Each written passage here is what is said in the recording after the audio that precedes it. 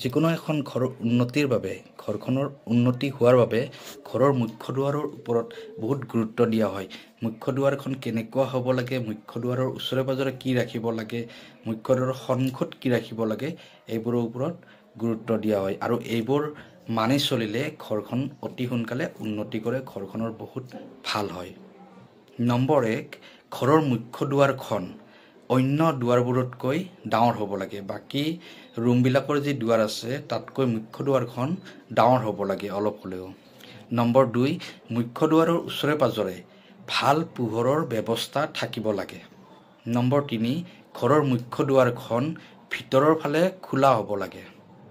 Number 4, মুখ্য দুৱাৰখন খোলাৰ সময়ত মুখ্য দুৱাৰখনৰ পৰা যিকোনো শব্দ হ'ব নালাগে বা অন্য দুৱাৰবোৰৰ পৰাও শব্দ হ'ব নালাগে, কিন্তু মুখ্য দুৱাৰৰ পৰা যাতে অলপো শব্দ নহয় সেইখিনিৰ ওপৰত গুৰুত্ব দিব।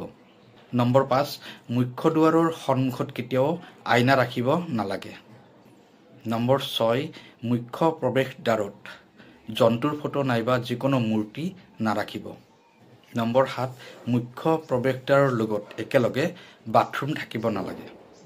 ধন্যবাদ।